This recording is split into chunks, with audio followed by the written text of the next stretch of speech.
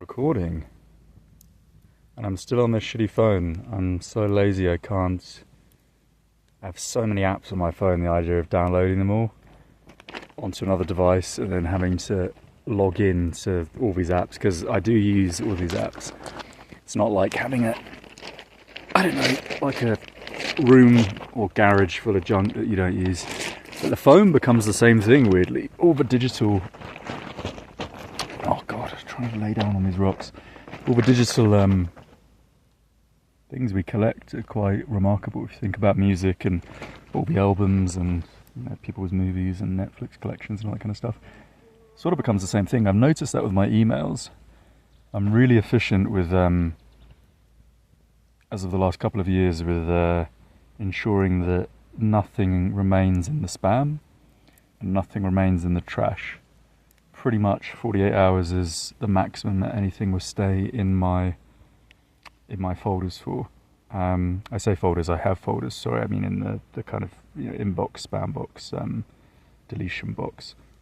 It's good to organise things and to get rid of things you don't need. That's really I think that's the trick actually to life, because as you get older, I find that obviously I'm not employed, nor will I ever be.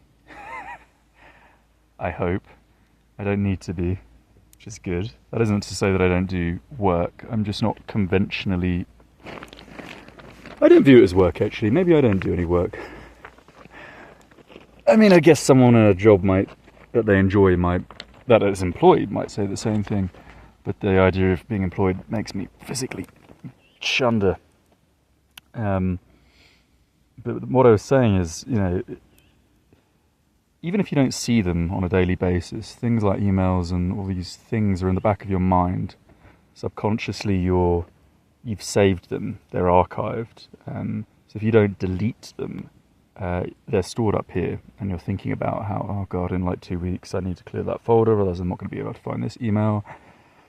Or, eventually, if you're not that kind of person, you do need to look for something, hunt for something in the emails, or, something important is to be expected, then it's just an extra drain. So it's good to remain efficient. The same with a household, the same with a kitchen. Imagine if a professional kitchen was just a fucking dump of half-used bottles of basil and, just all kinds of condiments floating around and unnecessary utensils, having 5, 6, 7 of the same thing, 5, 6, 7 or 8 of the same thing. It's just, it's not going to lead to the practical application of food production in that kitchen, is it? That's the thing. I think the trick is to be organised in life. But it's interesting, even with my organisation, I really do consider myself, not arrogantly, realistically, to be one of the most organised people probably in the world. That may sound crazy to make that statement, but I am. I really am. I own hardly anything. Everything I own, I fit in a bag that I can take hand luggage, and that is pretty mobile. Not some big heavy kind of fucking suitcase that you see Asian tourists lugging around when they arrive in London. The wheelies. You even see it in China as well. That's what was so crazy to me. Where was I? Was it China or was it... God, where was it? Was it Vietnam? They were Chinese tourists, irrespective. Maybe it was in Korea.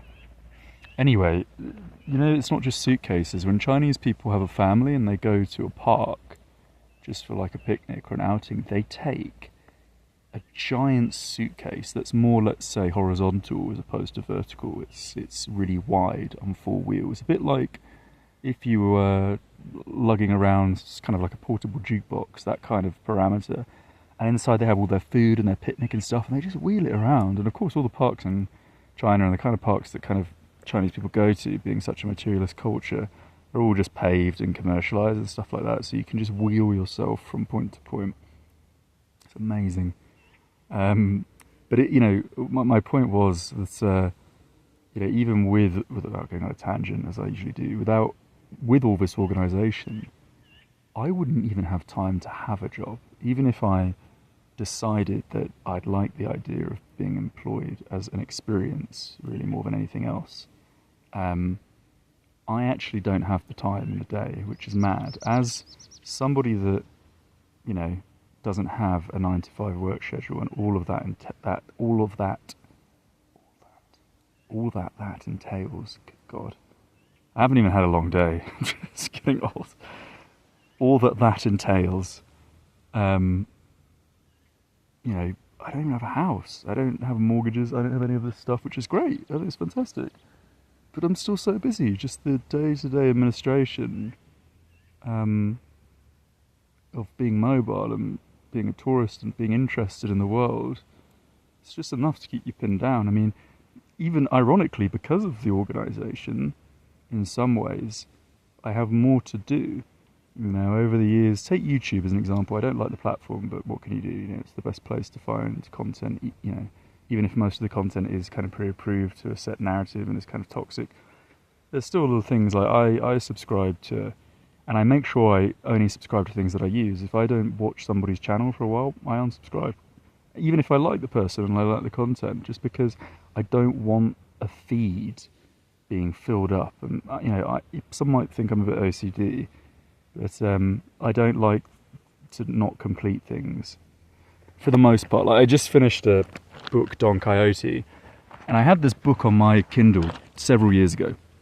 And the only reason I didn't finish it several years ago is because that Kindle or file was stolen, or broken, I think, actually. And then it didn't appear on my next device, which was then lost or broken or stolen. And then when I purchased a third Kindle, somehow it reappeared when I downloaded the library on the exact page that I left it on, and it was the most boring book. And you know, having read the whole thing now, it's not as bad as I initially thought, but it's not worth the read for sure. But it's one of the longest books I've ever read. I think it might even be the longest book I've ever read, and I completed it. You know, and I'm not saying that's the only book I've read for several years, not at all. Like, I've read hundreds and hundreds of books in that time, but I got to it in the end, and you know, I think that's a good thing to have. But because of that, because of the organisation, the formation of things, the characterisation, you know, I have like folders with things that people think I don't need, but I do. You know, banking folders. I have so many banks. I have so many. Like I said at the beginning of the video, the mobile applications, which is the reason why I'm still using this phone, which I hate. It's a piece of shit phone. The G53 Motorola, that I think had a problem when I purchased it, because you can see some of the videos I post if you are watching YouTube or whatever, watching my channels. I guess you are, whoever was watching this, because this is going on YouTube. Yeah, loads of it just kind of lags and buffers, and clearly there's a problem with the camera, and it's nothing to do with the settings. I fumbled around with them. Maybe it's just a Motorola thing, but yeah, I have a G54, which is a much better phone, because they both have dual eSIM, and I just use eSIMs. And yeah, just, you know, just because of all these apps, because of all the organisation, I now don't have the time to to really use the other phone. So yeah, that's just one of those things. I don't know why I started talking about this. I'm at the beach. I can see some Caucasians that crept in through the woods. Maybe they're staying in my guest house.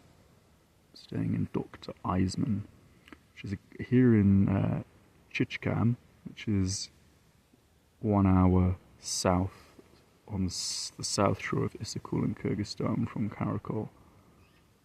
It's owned by a Swiss man who has a Russian wife, I've been told, and they just came here and bought a property, and I think he's quite a charitable individual, so my impression is the people that run it are they take kindly to him, and I think maybe he does something for them. Apparently he has mobile clinics all over the world. He kind of goes around and helps.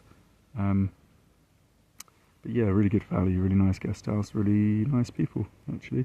But I've opted not to have the dinner, because I have a policy. Now I have to do some admin on the laptop, unfortunately.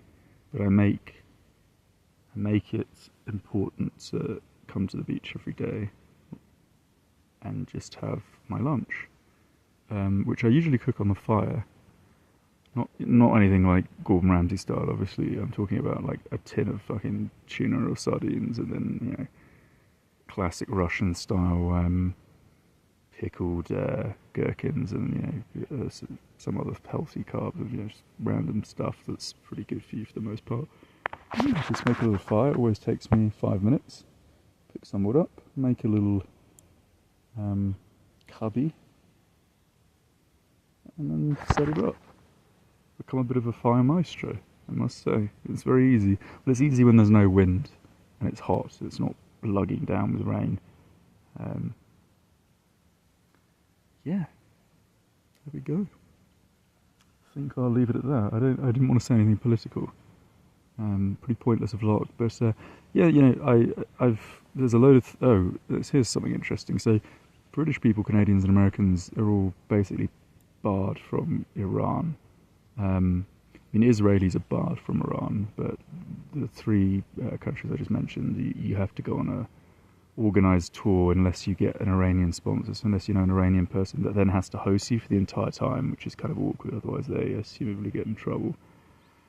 But there's a little island called Kish Island, which is nothing particularly special. It's kind of a typical tourist island. There's something you'd expect. It's kind of Iran's vision for their kind of Dubai, if you like, and we can go there for 14 days without a visa. But what I've just discovered, and it's amazing, you see, there's always things to learn, and I'm not saying I've just discovered, but I've really just discovered the extent of what I'm missing out on, I should say. Skyscanner is a fantastic tool, and I've used it since its inception and since I started travelling, because Skyscanner has always had the ability to choose the origin as a country as opposed to having to choose a specific city, and then you can just have country to everywhere in the world. And then you used to not be able to have to choose per day or per month. You could choose the duration of the ether forever. So let's say the UK to everywhere forever, and it would bring up all the countries in price order, and then on each country you have each destination within each country, each city, and it's all so it's fantastic. But the problem with that is the world's become so uber politicized to the point where it's just sickeningly obvious for anyone that has half a brain cell. Everything's a theatre in Fugazi. That obviously you don't get Russian flights coming up anymore, which is, again, it just shows it's all a scam. Skyscanner is owned by Trip.com. Trip.com's Chinese. They get along with the Russians. Why would you not have flights? Because they're all in it together. Everything is a game. It's all to maintain the thing, a certain narrative. Obviously Iranian flights don't come up, and a lot of other countries' flights don't come up, and even countries that aren't, the enemy in the game, let's say, their aircrafts are usually a part of very small kind of companies or government agencies, and they just don't have the system to essentially have their flights posted to big browsers like Google Flights or Kayak or whatever, so they just don't bother. And ordinarily, and I still would say that's the case, that most of those flights are usually more expensive. But in Kyrgyzstan, as an example, you have TezJet, you have Avia Air Traffic, you have Air Manas, you have, I think, Azman Air now, and maybe another one. There's 5 airlines in Kyrgyzstan, and people just don't really think about it because there's only really 3 or 4 places you can fly to, I think, which is Bishkek, Jalalabad, Osh and Isfana. And I'm going to Isfana next week, which I'm incredibly excited about. It's the most remote part of Kyrgyzstan. And I paid £30 for that ticket. £31 for that ticket. And I'm going to go to Syria, so that's what I was going to say. So I'm going to go to Iran. Unfortunately, I can only go to the island unless I get a sponsor. And is that a bee or a person? I think it's a bee. And I'm going to go to Syria, and I just looked at Syrian Air's flights. So cheap. It's ridiculous. Obviously, they're not on Skyscanner again, so all I do is I just go on Wiki now, and I look at just get a list of all the airlines that operate in the countries which aren't going to have postings on these browsers. And Syria Air from Dubai was $100, which is really good value. The issue is actually, sorry, I'm not going to go on that flight because, I might have to because this is going to be later this year. It depends on the policy. There is a shadow. You don't need a visa at the moment if you go to Syria via land. And because the whole world is, as I said, a game, and they don't want to encourage people from certain countries to go to other countries, because then it destroys the fictitious paradigm that makes us all believe that there are like people out there that are, you know, haters and enemies. And you know, if people are able to, let's say, travel to Iran actively as an American, as a Brit, as, you know, the one side of the dice, so to speak, then quite quickly, because, you know, in the age of technology, it spreads that actually everything's just bullshit and they're super nice. And they are super nice, because I met so many people that have been to Iran. I met so many Iranians. It's all just a game. And it goes both ways, of course. It you know, works both ways. So I'll fly to Beirut. Wizz Air have a new route, by the way, from Dubai, Abu Dhabi. And then from Beirut, if indeed there's still, it's visa-free, I'll cross Thailand, because it's $250 for British people and $350 for Americans just to enter the country if you arrive at the international airport, which is absolutely disgusting. So yeah, it just makes sense to go overland. It's always nicer going overland anyway. I can see a bit of Beirut. I've been to Beirut before. I quite liked it. So yeah, so that's the gist. I'll leave it there. Keep it quick. I think I might post this to the other websites as well. BitChute's now been blocked in the UK, although you can still access it with VPN. And yeah, I think that's the only update. I'll leave it at that. And I'll show the viewers, my two viewers, whoever they are. I have like 3,000 subscribers and no one's active. I don't understand. Who doesn't want to watch like a new cat being purred upon every 2 days, which is generally the extent of my uploads, just infinite cats being posted. But anyway, here we go. Look at this stunning lake and the sunset. Crystal clear water. I think this is the second highest lake in the world, as far as I'm aware. And just over there is where I had a fire yesterday, and here is the fire now.